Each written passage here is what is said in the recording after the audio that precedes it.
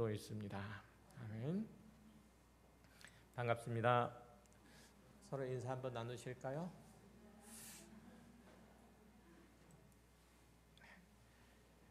감사합니다. 지난 한 주간 수고 많으셨습니다. 대꾸를 안 하시네. 지난 한 주간 수고 많으셨습니다. 네, 수고 많으셨어요.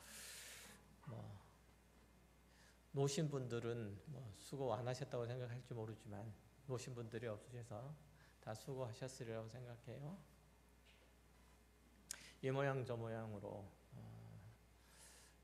어려운 부분들이 있고 또 져야 될 짐들이 있고 또 헤쳐나가야 될 길들이 있어서 크거나 작거나 분투하는 삶을 살다가 주님의 은혜를 바라고 주께서 새 힘을 주시기를 소망하는 그 마음으로 이 자리에 오신 우리 사랑하는 가까운 교우 여러분, 성도 여러분, 하나님께서 베푸시는 크신 언택이 있을 겁니다.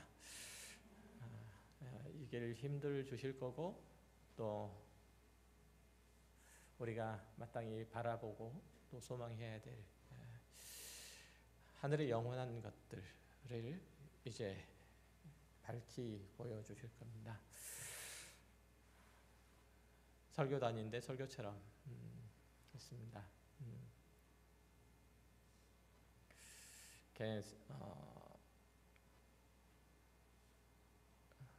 말씀 나누도록 하겠습니다.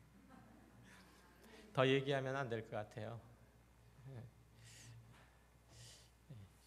더 얘기하면 안 될 것 같아요. 심파를 찍을 것 같아가지고 더 얘기하면 안 될 것 같아요. 지난 시간에는 지난 몇 달 동안 살폈던 내용들을 개괄해 보았습니다.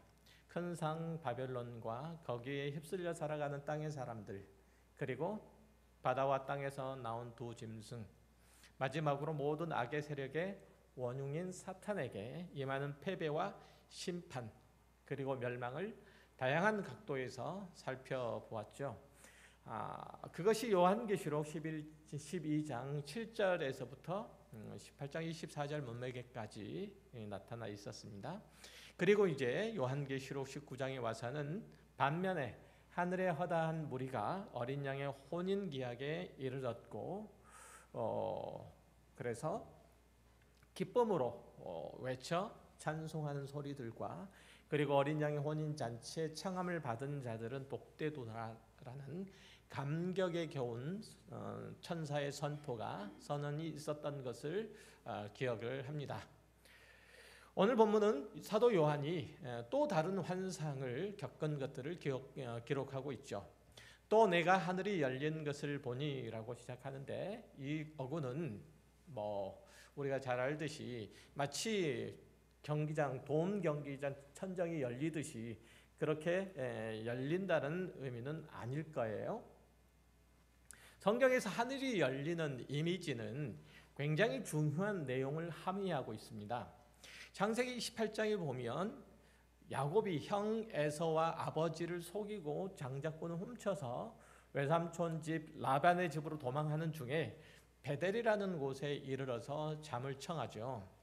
잠을 자다가 꿈을 꾸는데 사닥다리가 그 꼭대기가 하늘에 닿았고 하나님의 사자들이 그 위에서 오르락 내리락 하는 것을 봅니다.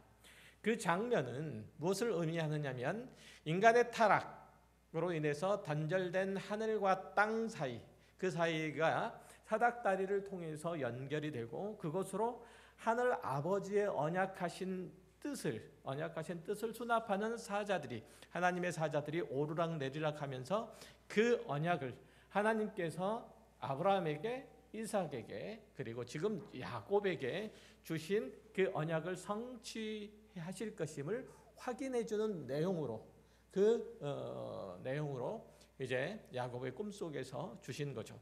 다시 말하면 하늘 하나님의 언약이 땅의 야곱을 통해서 이루어지되 하나님께서 늘 그와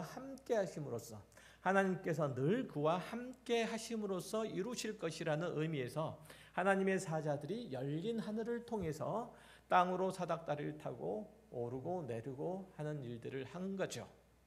자, 바로 이런 뜻을 염두에 두고 요한계시록에 나타난 하늘이 열린다라는 어구들을 받아들이면 이제 훨씬 더 쉽게 와닿을 수 있겠죠.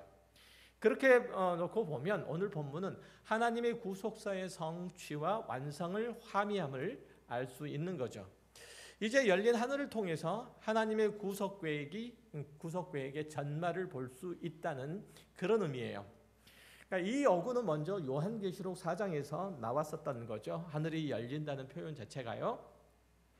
7 촛대 사이를 거니시는 인자 같은 이로 나타나신 그리스도께서 소아시아와 그리고 7 교회에 보내는 편지가 요한계시록 2장부터 3장에 이르기까지 소개되고 난 후에 하나님께서 사도 요한을 부르시죠. 그리고 하늘 환상을 보여주십니다.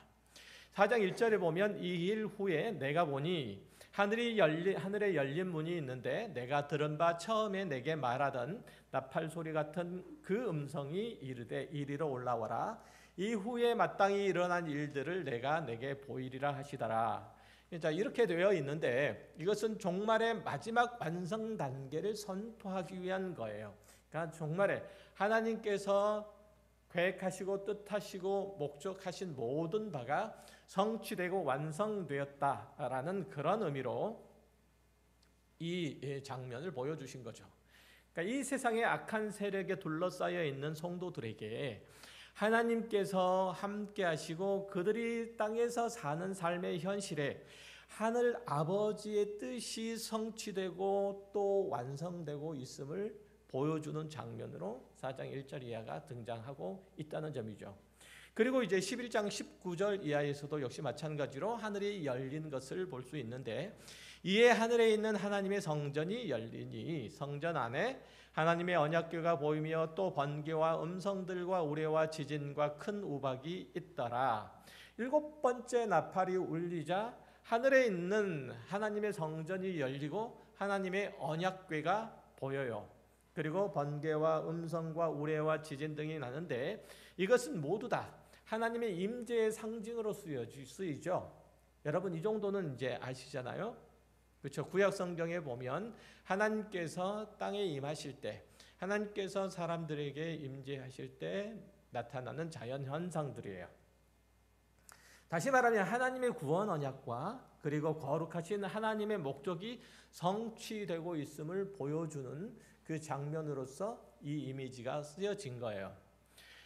또 15장 5절에서 7절에도 보면 이 일 후에 또 이 일 후에 내가 보니 하늘의 증거 장막의 성전이 열리며 7 재앙을 가진 7 천사가 성전으로부터 나와 맑고 빛난 세마포 옷을 입고 가슴에 금띠를 띠고 네 생물 중 하나가 영원토록 살아계신 하나님의 진노를 가득히 담은 금대접 7을 그 7 천사에게 주니라고 말해서 앞에 있는 11장 19절과 같이 하늘에 있는 성전이 다시 열리는데 이것들은 종말의 심판들을 통해서 이루시려는 하늘 아버지의 뜻을 나타내기 위해서 쓰여진 거예요.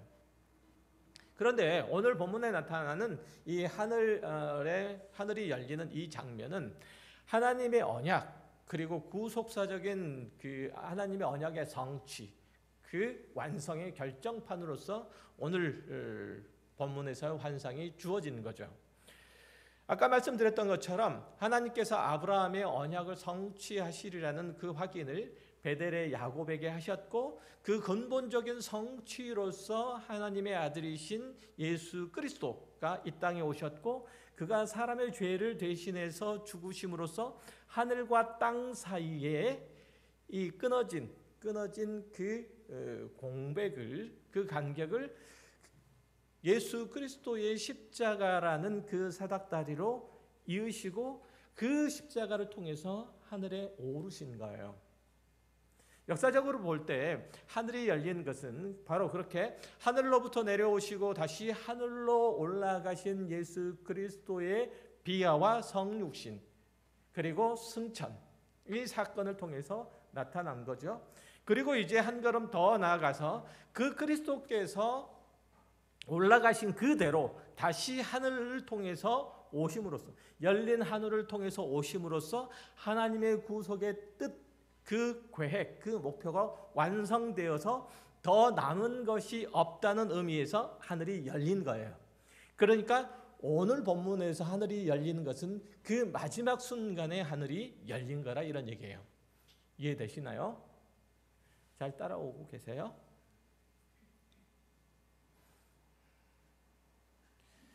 자, 다시 말해서 구약 성경에서 약속했던 하나님의 언약의 성취자이신 예수 그리스도께서 이 땅에 오셨고 그가 십자가로 죄인된 인간을 온전히 구속하셨고 이제 그 구원을 완성하려고 충신과 진실이라는 이름을 가지고 오고 계심을 사도 요한을 통해서 계시하고 있는 장면이라 이런 얘기죠.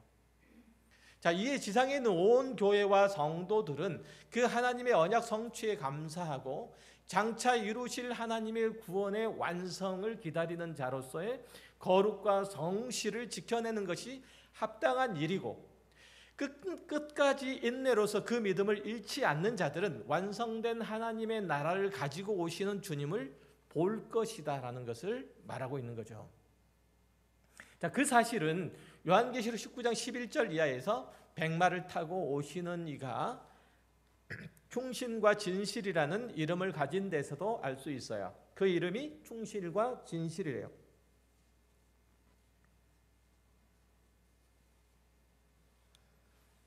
자, 충신과 진실이라는 것은 신실하고 진실하다라는 그런 의미예요. 예수님께서 공생의 모든 날 동안에 하나님 앞에 신실하셨고 그가 하신 모든 말씀은 진실하셨죠. 마찬가지로 그가 백마를 타고 승리하며 심판을 행하실 분으로 오실 때에도 여전히 갖추고 계시는 그 성품이 신실과 진실이죠. 그는 교회와 성도의 기도에 대한 응답으로 그들을 박해한 이들을 심판하심으로써 세상을 다스리는 왕으로 그 오심의 목적을 성취하는 분이에요. 자, 그런데 그의 오심은 요한계시록 16장 19절에도 그 옷과 그 다리에 이름을 쓴 것이 있으니 만왕의 왕이요 만주의 주라 하였더라 라고 보도된 것으로 알 수 있죠. 자, 그가 단지 힘으로 오시는 것이 아니라는 거죠. 단지 분노로 자신의 뜻을 나타내시려 오신 것이 아니라는 거예요. 단지 적개심으로 파괴적인 심판을 행하시러 오신 분이 아니라는 거죠. 그의 공의로우심과 은혜로우심과 신실하심으로 그 구원을 성취하시며 그 영광을 드러내시는 심판을 하시러 오심을 보여주고 있다는 점이에요. 오늘 본문이 묘사하고 있는 백마를 탄 자라는 이미지도 사실은 같은 내용을 담고 있어요. 요한계시록에서 보면 흰색이라는 이미지, 그거는 사람에게 적용했을 때는 정결함, 의로움, 진실함, 일관됨 이런 것들을 말하고, 그래서 이제 그 요한계시록 19장에서 봤던 것처럼 희고 깨끗한 세마포 옷을 입은 신부가 어린 양의 혼인 기약을 기다리는 이 이미지는 바로 자기의 믿음을 지켜 신자된 자리를 잃지 않고 주님의 말씀에 충성스럽게 순종한 승리한 그리스도인의 모습을 나타냈었잖아요. 그렇죠? 이 색깔이 그리스도에게 다시 적용이 되면은 신적 거룩함과 순결함과 의로움을 상징해요. 뿐만 아니라 심판을 통해서 진리의 참됨을 법적으로 선포하는 것들도 역시 의미해요. 다양한 의미가 있죠. 따라서 이 그리스도의 피로 죄를 씻고 자기를 정결하게 하기를 거절한 자들에게는 그의 공의와 그의 거룩함을 드러내시는 종결자가 되시며 심판자가 되신다는 그런 의미에서 예수 그리스도께서 충신과 진실이라는 이름으로 백마를 타고 오시는 거예요. 그렇죠? 오늘 본문 11절에 보면 그가 또 공의로 심판하며 싸우더라 라는 표현이 있는데 바로 그런 그리스도를 묘사한 것이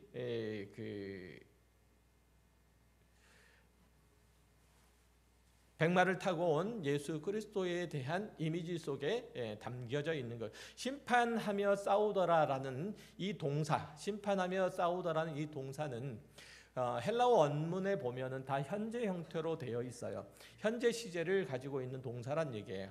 그러니까 현재 시제는 현재 계속 일어나고 있는 동작이나 현재 존재하고 있는 상태를 의미해요. 그러니까 물론 이 싸움은 주님이 재림하시는 그때 이 장면에서 그 장면에서 최종 마무리될 거지만 현재 시제로 쓰였다는 의미는 그리스도께서 심판하시며 싸우시는 일은 바로 지금 이 순간에도 계속되고 있음을 말해주고 있는 거예요. 그러니까 영원한 신적 현재예요. 그러니까 주님께서는 지금도 성도들과 함께 공의로 싸우고 계시고 성도들을 죄악 가운데서 지켜내고 계시고 성도들을 구원하시는 일들을 계속하고 계신다는 얘기예요. 그러니까 주님께서 그의 심판과 공의의 심판을 발휘하시는 그 일들은 지금까지 계속 놀고 계시면서 계속 지금까지 쉬고 계시면서 마지막 순간에 한꺼번에 폭발적으로 그 힘들을 발휘해서 그 심판의 행위를 하시는 게 아니라 지금도 그 심판을 하고 계시며 지금도 성도들과 함께 싸우고 계시는 중이라 이런 얘기예요. 그리고 그 결과는 언제나 성공적인 열매로 나타낼 수밖에 없죠. 왜냐하면 그분이 바로 충신과 진실이기 때문이죠. 그야말로 그분께서는 하나님께 신실하신 분이요 사람에게 있어서는 진실함으로 그 계획하고 뜻하고 약속하신 바를 이루시는 분이시기 때문에 그런 거죠. 반대로 거짓과 허영으로 인간들을 미혹하는 일들에 집중했던 이 사탄은 결국 이런 진실과 신실로 대응하시는 어린 양이신 예수 그리스도께 패배하고 말 거죠. 이 패배는 패자 부활전이 없는 그런 영원한 패배이기 때문에 악한 자의 편에 서 있는 자들도 그와 함께 패배에 쓴 잔을 들 수밖에 없어요. 더는 다시 시작해 볼 수 있는 기회가 주어지지 않고 구원의 기회도 없는 영원한 끝이에요. 여러분의 마음에 너무 야속한 결과가 아닌가, 너무 매정한 처사가 아닌가라는 그런 생각이 들 수도 있어요.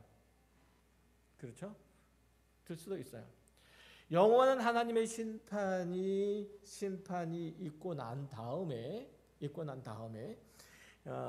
악과 그에 속해 있는 모든 자들을 하나님께서 예비하신 유황불 속에 영원토록 집어넣는 일들이 자비하신 사랑이 많으신 긍휼이 풍성하신 하나님의 하실 일들인가 라고 생각하면 그렇지 않다라는 그러한 생각, 그런 어떤 의심 이런 것들이 들 수도 있다라는 얘기죠. 그러나 잘 보시면 역사의 시작이 있으면 그 끝도 있기 마련이죠. 그 끝에 역사의 끝에는 거짓과 어두움과 악에 대한 심판과 소멸이 반드시 있어야 돼요. 그렇지 않으면 진리도 생명도 영원도 드러날 수 없고 따라서 어둠이 없는 온전한 빛만 있는 천국이라는 것은 있을 수가 없는 거죠. 이해되세요? 어둠과 빛이 혼재되어서는 그건 완전이라고 얘기할 수가 없는 거죠. 진리가 아닌 왜곡된 어떤 것들에 의해서 오염이 되면 그건 참 진리라고 말할 수 없어요. 그렇기 때문에 온전하고 정결한 모든 것들을 위해서 거짓되고 사악한 것들은 다 뽑혀나갈 수밖에 없다는 얘기죠. 조금 전에도 말씀드렸듯이 그러나 이 심판과 이 싸움들은 그 마지막 순간에만 일어나는 것이 아니라 예수님께서 처음 이 땅에 하나님의 나라를 가지고 오시고 그가 십자가에 죽으시고 부활하셨을 때 이미 시작되었어요. 그분이 충신과 진실이라는 이름으로 오시는 마지막 순간까지 그리고 계속될 거예요. 그래서 이 전쟁은 지금도 진행 중에 있고 우리는 그 전쟁의 한가운데 있는 거예요. 여러분들이 바로 그 전쟁의 한가운데 지금 있다 이런 얘기죠. 여러분은 지난 한 주 동안 전쟁을 치르고 오셨나요? 그래서 제가 설교를 시작하기 전에 수고하셨다고 말씀을 드린 거예요. 그러니 우리 성도들의 삶, 우리 성도들의 일상 이게 평화로울 수가 없죠. 그렇죠? 넉넉할 수가 없는 거예요. 우리가 꿈꾸는 나라는 악의 세력이 지배하는 이 세상의 제국이 아니고, 우리가 소원하는 복은 악의 세력이 편이 되어서 얻어내는, 누군가의 실패와 눈물과 불행과 공핍을 딛고 서는 것이 아니기 때문에 그런 거예요. 만약 우리가 세상을 지배하는 세력과 함께 서 있다면 이토록 힘들고 이토록 고달프고 이토록 외로울 필요가 없는 거죠. 내가 과연 잘하고 있을까? 이런 고민도 할 필요가 없는 거예요. 내가 오늘도 해나가는 이 싸움이 끝이 없거나 미래를 보장할 수 없으면 어떡하나, 이런 염려도 할 필요가 없는 거예요. 그냥 이 땅에서 재미있고 행복하고 신나게 한판 즐기다 가면 돼요. 그러나 우리의 싸움은 궁극적으로 언제 올지도 모르는 예수 그리스도의 재림과 심판 때까지 계속되는 것이기 때문에, 그때 우리에게 주어질 영원한 생명과 빛나는 멸류관과 참된 안식을 위한 것이기 때문에 지금은 고달프고 외롭고 힘든 싸움을 계속해 가야 되는 거죠. 그때 그리스도 안에서 발견돼야 하기 때문에 이 어렵고 힘겨운 시간들을 감수해 가는 거예요. 새 하늘과 새 땅이 열리고 영원한 하나님의 나라가 세워지면 그 나라에서는 하나님의 거룩하시고 의로우신 석송에 걸맞는 것들만, 거짓되고 왜곡되고 이지러진 것들은 다 사라진 채로 참되고 그리고 온전한 것들만, 완성된 것들만, 하나님의 의에 속하 있는 것들만 남아있기 때문에 우리들과 하나님 사이에 거리끼는 것이 아무것도 없는 거죠. 갈등이 생길 이유가 없는 거예요. 그것과 상관없는 것들, 그것들을 지금도 역시 마찬가지로 그것들을 방해하는, 그러니까 우리의 하나님 안에서 살려고 하는 어떤 우리의 선하고 아름답고 의로운 생각과 의식들, 그 의지들을 방해하는 것들을 떨쳐버리는 싸움들을 계속해야 되기 때문에 우리 현재의 삶이 평화로울 수가 없죠. 힘들 수밖에 없어요. 그럼에도 불구하고 나는 그리스도인 아닌가? 그럼에도 불구하고 나는 하나님의 자녀 아닌가? 그럼에도 불구하고 내가 살아가는 이 삶의 모습들을 하나님께서 보고 계시지 않는가? 아버지 하나님께서 잘하나 보자 이 말이 아니고, 이런 의미에서가 아니고, 심판자로서가 아니고, 나와 함께 하시면 나와 함께 이 어두움을 해치는 참된 빛으로 향하시는 그 하나님의 선하신 인도하심이 우리의 삶 가운데 함께 하신다는 그런 의미에서 하나님께서는 우리와 동행하시는 거예요. 그러나 우리는 때때로 너무 아둔하고 미련해서 우리가 이 전쟁을 수행하는 중임을 잘 모를 때가 있어요. 우리는 신앙이 좋으면 하나님께서 지금 형통한 것들을 주시고, 하나님께서 현실적으로 쓸모있는 것들을 보상해 주셨으면 좋겠고, 하나님께서 당장 칭찬하시고 북돋아 주시고 이랬으면 좋겠는 거예요. 이걸 기대하는 거예요. 사람들이 알아주는 것으로 자기를 치장하고 채워갈 수 있도록 그렇게 하나님께서 복을 주셨으면 좋겠어요. 영원한 하나님의 나라에 가서 쓸 면류관보다는 지금 당장 사람들 앞에서 힘을 발휘할 수 있는, 사람들 앞에서 영향력을 행사할 수 있고 인정을 받을 수 있는 그런 왕관, 이걸 원하죠. 세상의 죄와 싸우고 하나님의 의로 덧입기 위해서 몸부림하고 끈데 내가 거룩하니 너희도 거룩하라는 말씀을 받드는 것이 참된 영광인 줄을 잘 모르고 당장의 눈앞에 있는 것들을 잡으려고 아우성칠 때가 많다, 이런 얘기죠. 그래서 그런 이들에게 디모데후서 4장 1절에서 4절에는 이 말씀을 하세요. 하나님 앞과 살아있는 자와 죽은 자를 심판하실 그리스도 예수 앞에서 그가 나타나실 곳과 그의 나라를 두고 엄히 명하노니 너는 말씀을 전파하라. 때를 얻든지 못 얻든지 항상 힘쓰라. 범사의 오래 참음과 가르침으로 경책하며 경계하며 권하라. 때가 이르리니 사람이 바른 교훈을 받지 아니하며 기가 가리워서 자기의 사욕을 따를 스승을 많이 두고 또 그 귀를 진리에서 돌이켜 허탄한 이야기를 따르리라. 그러나 나는 모든 일에 순종하여 고난을 받으며 전도자의 일을 하며 내 직무를 다하라. 자, 이 말씀이 드러내 보여주는 그리스도인의 삶의 조건과 환경이 어때요? 어떻습니까? 우리가 늘 영적인 전쟁 가운데 있고 그 속에서 매일 치열한 싸움을 싸우고 있는 중이라는 사실을 이 말씀에도 하고 있잖아요. 금방 그 가치가 싸우고 썩어질 것들에 목숨을 걸라는 헛된 유혹과 대치 중일 수도 있고, 금방 세속의 죄악에 빠져 있는데도 통감각을 잃어버린 채로 누워있을 수도 있고, 잠깐 동안만 쓸모 있다가 금방 구닥다리가 되고 말 그런 지식에 영원히 수정되지 않으리, 그 지식이 영원히 수정되지 않으리라는 그렇게 속삭이는 사탄의 사탕 발림에 속고 있을 수도 있어요. 그런 싸움들에서 우리는 승리해야 된다는 거죠. 모든 사람의 궁극적인 기준이신 예수 그리스도와 그가 다시 나타나실 것과 그때에는 모든 산자와 죽은 자를 심판하시리라는 것들을 생각하고 긴장하고 살아야 된다는 거예요. 그가 나타나실 때, 그가 임하실 때 가지고 오실 영원한 나라를 염원하면서 신앙생활을 해야 된다는 거예요.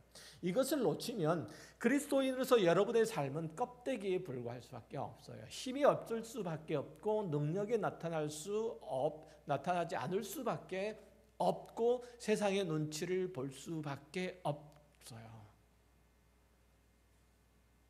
우리는 영원한 하나님의 나라를 두고 분투하며 살아가는 중이지, 세상의 눈치를 보고 세상에서 이리저리 끌려다니라고 우리를 하나님의 자녀라는 거룩하고 복된 그리고 그 영광스러운 이름을 우리들에게 주시지 않았단 말이죠. 여러분은 다른 어떤 것들보다 그리스도인이라는 그 이름을 가진 것에 감사해야 되고 그것에 여러분들의 자긍심을 느끼셔야 돼요.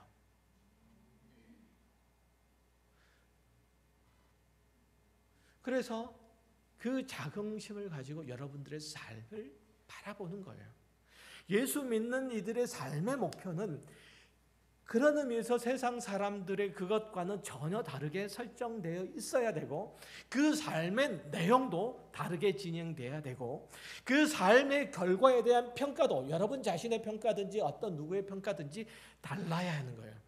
사도 바울이 디모데후서 4장 6절에서 8절에서 했던 것과 같이 전제와 같이 내가 벌써 부어지고 나의 떠나갈 시각이 가까웠도다.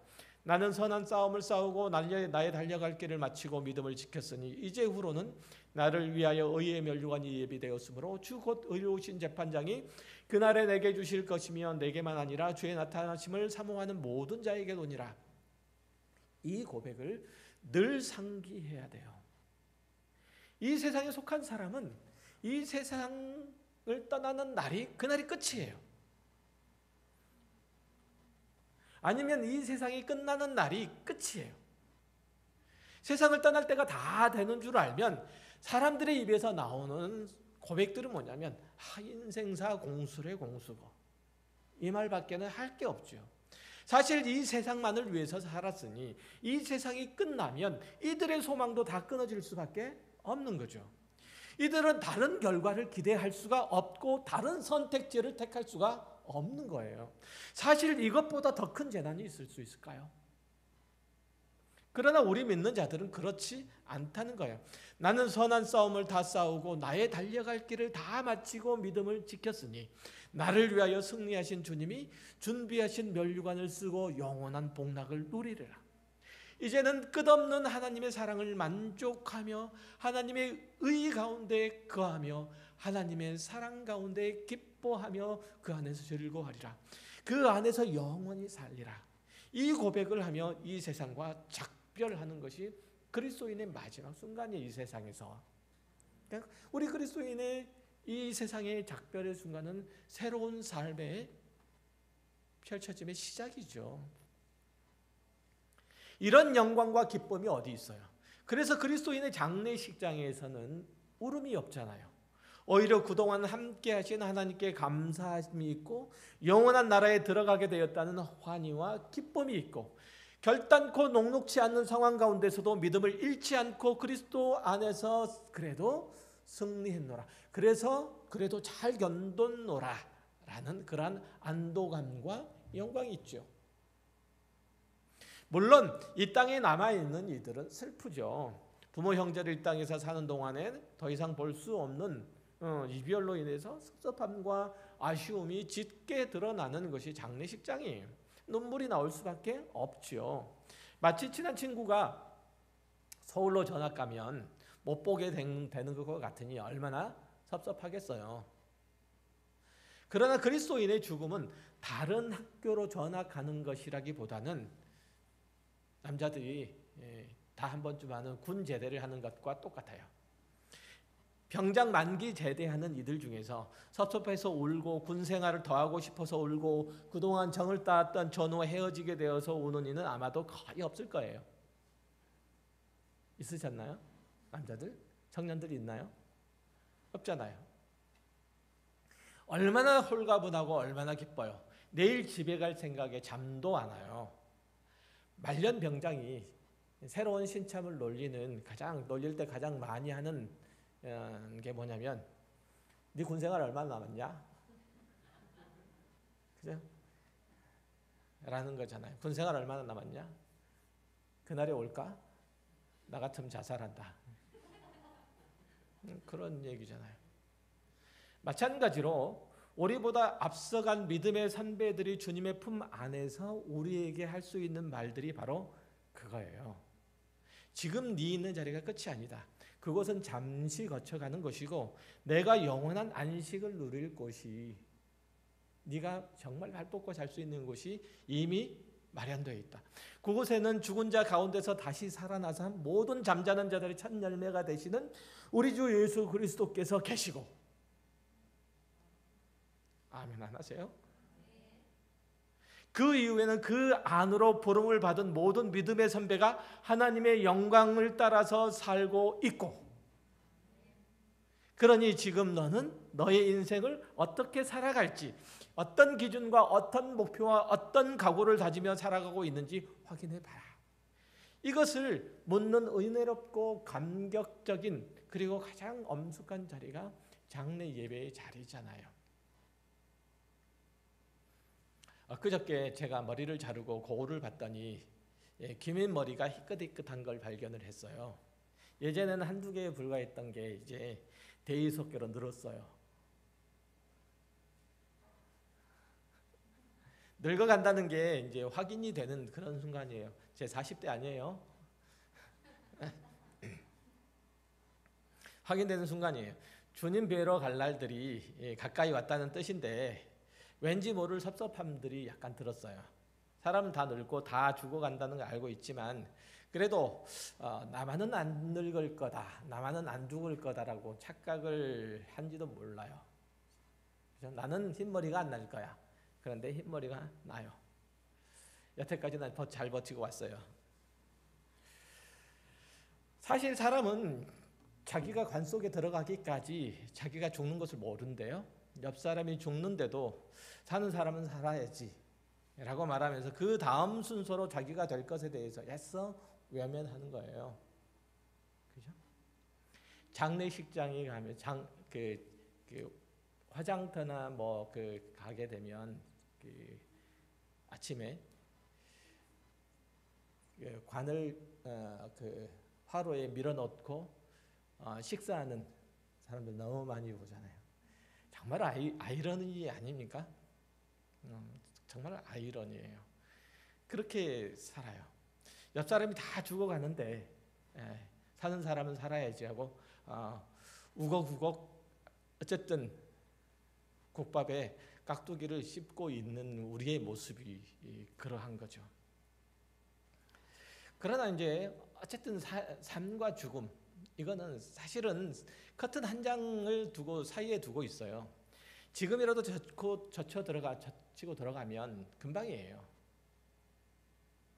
사도 바울은 바로 그때 주님을 배울 날을 생각을 하고 주님의 의의 면류관을 주실 것들을 기대하고 그에게 주어진 오늘을 성실하게 살아냈다는 거예요. 그건 우리도 역시 마찬가지로 그렇게 살아야 하는 거죠. 자, 오늘 본문으로 다시 돌아가 보면 요한계시록을 앞에서부터 시간 순서로 쭉 읽어보면 오늘 본문에서 백마를 타고 오시는 충신과 진실이라는 이름을 가지신 그리스도께서 공의로 심판하시는 장면이 20절과 21절에 19장 20절이에요. 20절과 21절에 나오고 그리고 이제 짐승이 잡히고 그 앞에서 표적을 행하던 거짓 선지자들도 함께 잡혔던 내용들이 이제 19장 뒤쪽에서 20절 21절 이하에서 계속 나오고 그리고 이제 그의 우상에게 경배하던 자들도 자들을 표적으로 미혹하던 자라 이 둘이 이제 역시 마찬가지로 산채로 유황불로 던져지고 나머지는 말탄자의 입에서 나오는 검에 죽게 되는 그런 일들이 쭉 나와요. 그러니까 이 최후의 전쟁에서 충신과 진실이라는 이름을 가진 이에게 패배하고 악의 세력이 마침내 유황불에 던져지는 내용이 이제 19장과 20장에 등장을 하죠. 그리고 이제 20장 11절에서 15절에 가면 이렇게 나와요. 또 내가 크고 흰 보좌와 그에 앉으신 이를 보니 땅과 하늘이 그 앞에서 피하여 간데 없더라. 또 내가 보니 죽은 자들이 큰 자나 작은 자나 보좌 앞에 서 있는데 책들이 펴 있고 또 다른 책이 펴져 있으니 곧 생명책이라 죽은 자들이 자기 행위를 따라 책들에 기록된 대로 심판을 받으니 바다가 그 가운데서 죽은 자들을 내주고 또 사망과 음부도 그 가운데서 죽은 자들을 내주매 각 사람이 자기의 행위대로 심판을 받고 사망과 음부도 불못에 던져지니 이것은 둘째 사망이라 곧 불못이라 누구든지 생명책에 기록되지 못한 자는 불못에 던져지리라. 자, 이 장면들이 다시 묘사되어 있어서 이제 그 앞에서 이미 악한 자들에 대한 심판이 나타나 있는데 20장에 보면 이제 11절 이하에서 또 다른 악한 자의 심판이 다시 한번 등장을 하게 돼서 읽는 자들로 하여금 어리둥절하게 해요. 그러나 이 장면들은 11절부터 21절까지 기록된 이 사건들을 다른 각도, 다른 관점에서 재조명한 것에 불과해요. 제가 반복적으로 말씀드리지만 19장의 내용들은 하나님을 적대하고 그 자녀들을 원수 삼았던 악의 세력이 재림하시는 예수 그리스도에 의해서 끝내 패배하고 재기할 수 없는 그런 상태로 심판을 받는 장면이 묘사되고 있어요. 그리고 20장 11절 이하에서는 이 최종 심판이 우주적인 심판의 차원으로 확대되고 보편화된 것으로 그렇게 기록된 거예요. 그게 이 두 개의 사건이 별개의 사건은 아니라는 얘기예요. 왜 이러한 분명한 이해가 필요하냐면 그건 백마를 타고 오시는 재림하시는 그리스도는 공의로 싸우시고 심판하지만 그것은 아비규환의 비극을 만들고 아수라장의 소용돌이를 일으켜서 이기는 싸움이 아니라 하나님의 공의와 성실을 이루시는 싸움이라는 얘기예요. 즉 다시 말하면 오늘 지금 그리스도께서 충신과 진실이라는 이름으로 모든 악한 자를 심판하듯이 20장에도 역시 마찬가지로 예수 그리스도의 공의와 성실이 모든 악한 자들을 똑같이 심판한다 이런 얘기예요. 그러나 앞에는 개별적인 것들을 뒤에는 보편적인 것들을 그렇게 서로 달리 기록하고 있을 뿐이에요. 자, 어쨌든 공의라고 설명된 하나님께서 예수 그리스도를 통해서 심판하시는 이 일들이 공의라고 설명되는 이유는 그의 핏값으로 사신 교회의 승리와 그 십자가로 불러내신 성도의 완성을 이루는 일이기 때문에 그렇게 얘기를 하는 거예요.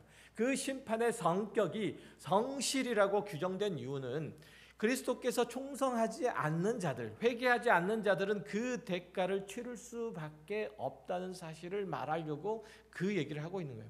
그런 의미에서 이 싸움은 부정적으로 하나님의 나라와 그 백성들을 괴롭히고 그들의 신앙을 북돋는 일을 방해했던, 거침돌이 되었던 이들을 제거하는 그런 심판을 포함할 수밖에 없어요. 그러나 이 심판의 진정한 목표는 보복이 아니라 그의 백성들을 신원하기 위함이라는 거예요. 온 우주와 만물, 거기에 속한 것들을 정결케 하고 바로 세우기 위한 작업으로서 하나님께서 예수 그리스도를 통해서, 다시 오실 예수 그리스도를 통해서 그 일들을 하시는 거예요. 자, 고린도후서 15장 51절 이하를 볼게요. 보라, 내가 너희에게 비밀을 말하노니 우리가 다 잠잘 것이 아니요 마지막 나팔의 순식간에 호련히 다 변화되리니 나팔 소리가 나매 죽은 자들이 썩지 아니할 것으로 다시 살아나고 우리도 변화되리라. 이 썩을 것을 반드시 썩지 아니할 것을 입겠고 이 죽을 것이 죽지 아니함을 입으리로다. 이 썩을 것이 썩지 아니함을 입고 이 죽을 것이 죽지 아니함을 입을 때에는 사망을 삼키고 이기리라고 기록된 말씀이 이루어지리라. 사망아, 너희 승리가 어디 있느냐? 사망아, 내가 쏘는 것이 어디 있느냐? 사망이 쏘는 것은 죄요, 죄의 권능은 율법이라. 우리 주 예수 그리스도로 말미암아 우리에게 승리를 주시는 하나님께 감사하노니 그러므로 내 사랑하는 형제들아, 견실하며 흔들리지 말고 항상 주의 일에 더욱 힘쓰는 자들이 되라. 이는 너희 수고가 주 안에서 헛되지 않은 줄 알미라. 여기 보면 사망이 삼켜지는 것과 동시에 우리의 대적이 심판을 받아 멸망하는 것과 동시에 성도들이 거룩하고 영광스러운 모습으로 변화되고 있는 것을 볼 수 있어요. 이해되세요? 아까 심판하고 연결시켜 보시라는 거예요. 다시 말해서 우리 그리스도인들이 하나님의 형상으로 완전한 회복을 위해서라도, 하나님의 거룩하신 모습으로 덧입기 위해서라도 이를 가로막고 있는 적대 세력들은 반드시 멸망해야 된다는 거죠. 그리스도인의 복됨을 위해서라도 우리 안에 있는 죄는 다 사라져야 되는 거예요. 그것은 지금 현실에서도 마찬가지죠. 우리가 안팎으로 덤벼드는 죄를 죽이는 일들을 계속해야 되는 이유는 그것이 우리 안에서 역사하시는 그리스도의 승리의 영광을 드러내는 일들이기 때문에 그래요. 죄는 우리 안에서 역사하시는 그리스도의 은혜의 영광들을 가리우기 때문에 그런 거예요. 그것이 그리스도의 생명을 우리 안에 풍성하게 가꾸는 일들이고 죄를 심판하시는 하나님의 공의를 나타내는 일들이기 때문에 우리는 끊임없이 안팎으로 밀려드는 죄와 싸워서 승리해야 될 당위성이 있는 거예요. 책임과 의무가 또 있는 거예요.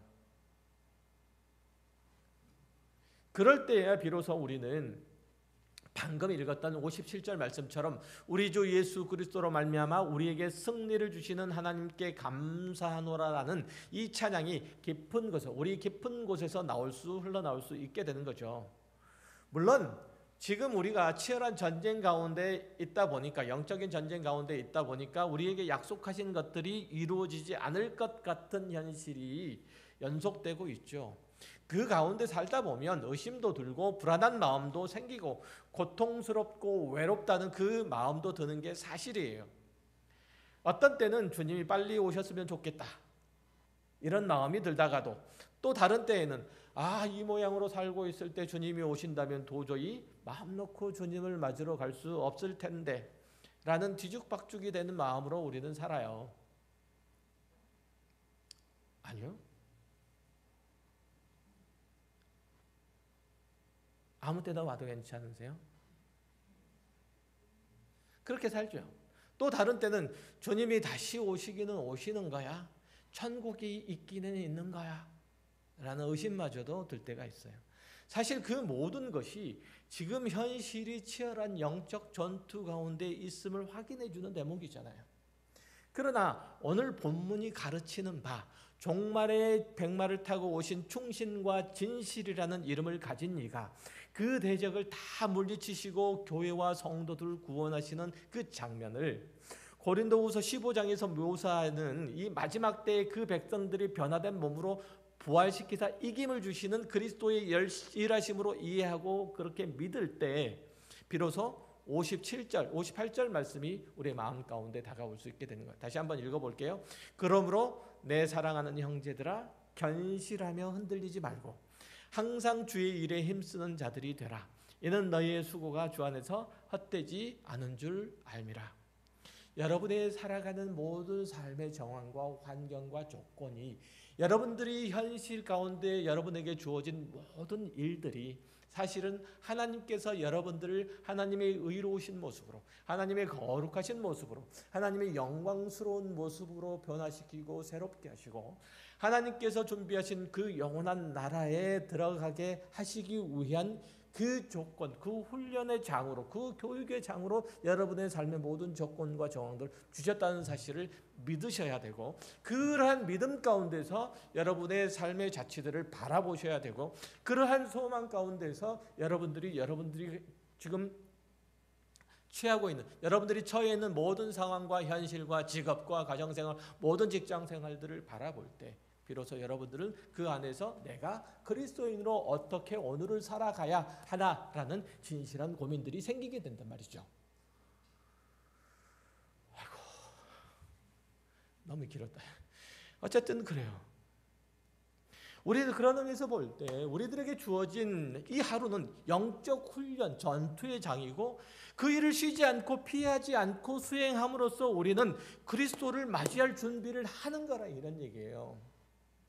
내가 골방에 있을 때만 그리스도가 오셨으면 좋겠다, 이게 아니고, 내가 예배하는 순간에만 예수께서 다시 백마를 타고 오셨으면 좋겠다, 이게 아니고, 여러분의 삶에 어떤 자리에 있든지 그리스도의 이름으로 나아가고 있을 때 그리스도의 이름으로 여러분의 삶 가운데서 하나님의 영광을 드러내고자 하는, 내 안에서 내 밖에서 일어난 모든 악하고 더럽고 왜곡된 것들을 뽑아내고 하나님의 의롭고 거룩하고 진리에 속한 것들을 심어내는 일들을 내 삶의 현장에서, 내 직업 가운데서, 내 직장 가운데서, 내 가정 가운데서, 내 학업 가운데서 해낼 때 여러분은 어떤 때 어떤 상황 가운데서 주님이 오시더라도 아멘 주여 오시옵소서 할 수 있는 거예요.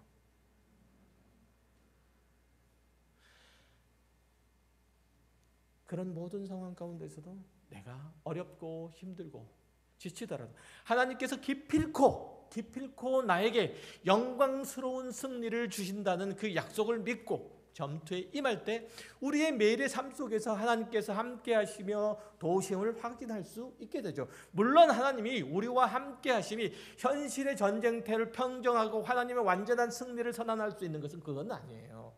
그게 목적이 있는 거 아니에요.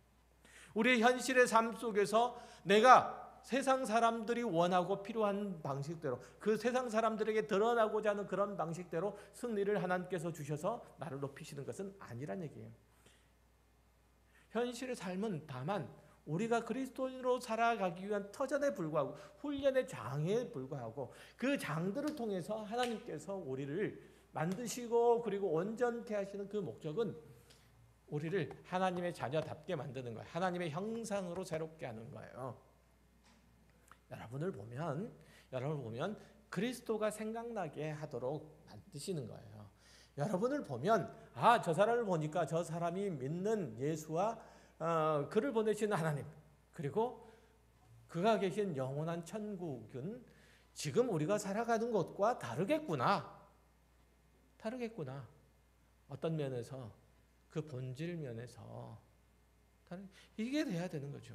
우리의 현실의 싸움은 오히려 하나님께서 약속하신 승리를 붙잡고 사탄의 유혹과 시험을 견디는 일이 되는 거예요. 세상의 도전에 대해서 믿음의 선배들이 순결하는 방법으로 응전했던 것과 같은 것이라서 우리의 영적인 전쟁은 사실 어떤 의미에서 보면 늘 소극적일 수밖에 없어요.